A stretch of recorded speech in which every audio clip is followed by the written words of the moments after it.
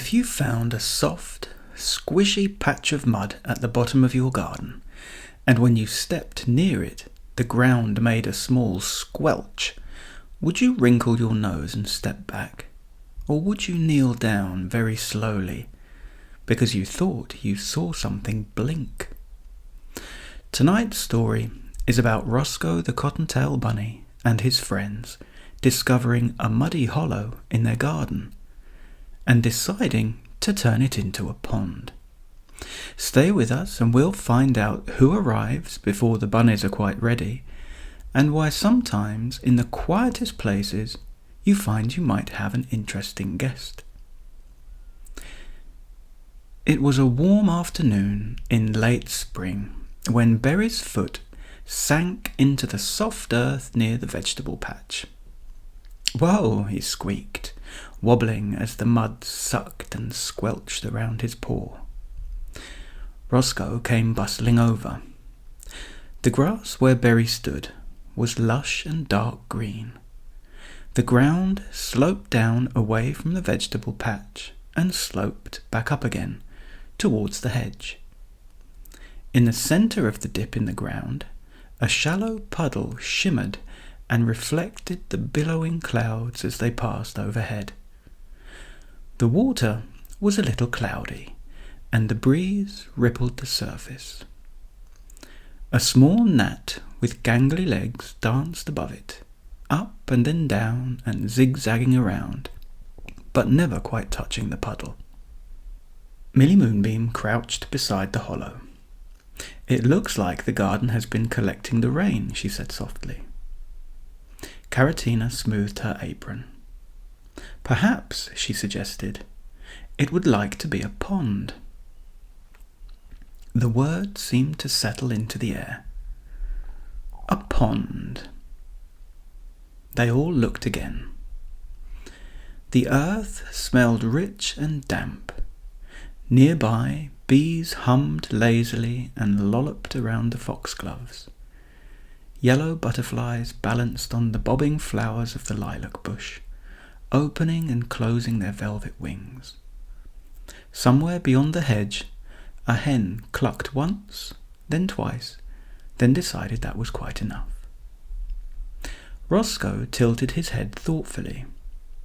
"If we made it deeper," he said, "it might hold more than a sip of a puddle, and maybe more of a gulp."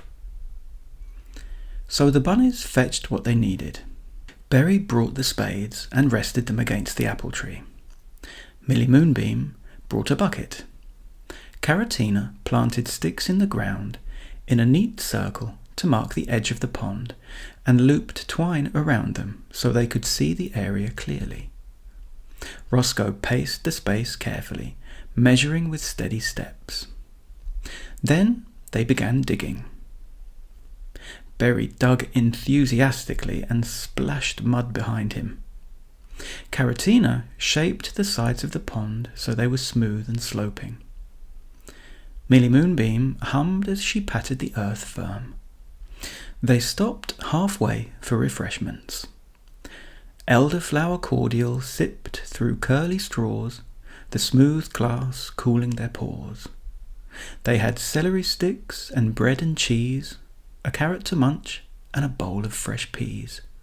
A delightful meal in the shade of the willow, the breeze blowing whiskers and the crumbs from their knees.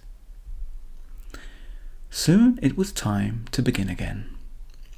After a little more digging, the bunnies stood back and admired their work.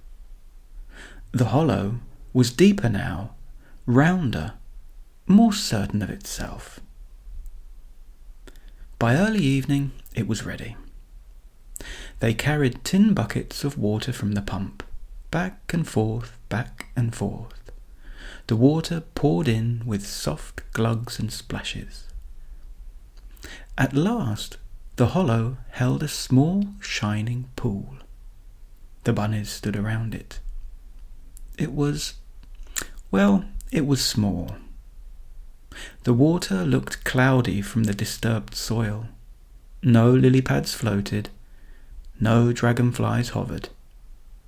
It did not look like the ponds in their imagination. Berry nudged a pebble near the edge with his foot. "What if nothing comes?" he asked. Just then Mr. Bramblewick leaned over the fence. He had been tying up his sweet peas onto long bamboo poles.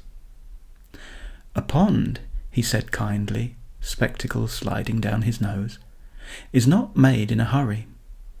Water and the creatures it invites needs patience." The bunnies nodded. They went inside for supper with muddy paws and hopeful thoughts. The next morning dawned silver and cool. Dew clung to the cabbages, and a pale mist hovered just above the grass. Rosco stepped outside first, and then he heard it. Plop! He froze. Rump! A sound like a throaty round croak rumbled around the morning air. "Berry," he whispered. "Millie Moonbeam. Caratina. Come slowly." They tiptoed across the grass. The pond lay still and glassy in the early light. Then, very slowly, something small and green rose from beneath the surface. A round, glistening head, 2 gold-flecked eyes, a blink, then a blink again. Millie Moonbeam gazed on, entranced. Berry wanted a closer look. He leaned forward too quickly, and his foot slipped on the damp grass. Down he went with a thump and a bump, and off flew his hat in the air. The bunnies watched as it came tumbling back down with a splash in the middle of the pond. Water leapt into the air, and muddy ripples circled out towards the edge of the pond. The shiny green head had vanished. The pond was still again. Berry sat up in the damp grass. "Oh," he whispered miserably. "These things happen," Rosco said. The bunnies stood very still. "We must make it welcoming again," Rosco said quietly. And so they worked. They went down to the river and gathered smooth stones to place around the pond's rim. Caratina planted a small clump of marsh marigold near the edge, pressing the soil firm with careful paws.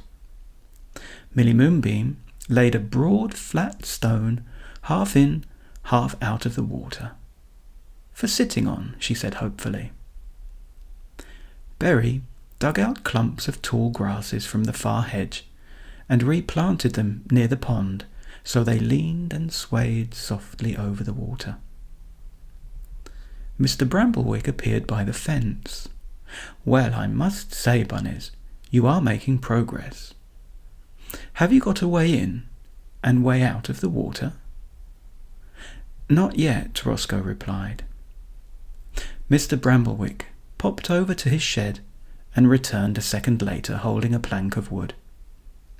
"You can lay this down in the shallow water," he advised, "so tiny toes may climb in and out easily whenever they please." The bunnies adjusted and smoothed. They patted and shaped. They worked slowly and steadily. When they finished, the pond looked different. Not bigger, but now much more like how they imagined. They sat beside it without speaking. The wind brushed the surface, and ripples appeared in flashes of silvery sheen. A dragonfly stitched patterns in the air once, twice, and disappeared. Still the bunnies waited in companionable silence. By afternoon, nothing else had happened. Berry sighed. "Maybe he's gone forever." "Or maybe," said Rosco gently, "he's deciding." The next morning they carried their breakfast outside and sat on a blanket near the pond. They sipped their tea, dipped their custard creams, and nibbled their buttered toast thoughtfully. They listened. The garden was full of small sounds. Bees humming, leaves shuffling, distant hens pecking and clucking. And then a delightfully gloopy plop. The pond water rippled outwards from the centre. Then up rose the small green head again. Their visitor was back. This time no one moved. The frog's creamy green throat puffed like a tiny balloon and shrank back again. He turned his head slightly, as though examining them. Berry's whiskers were all a-quiver.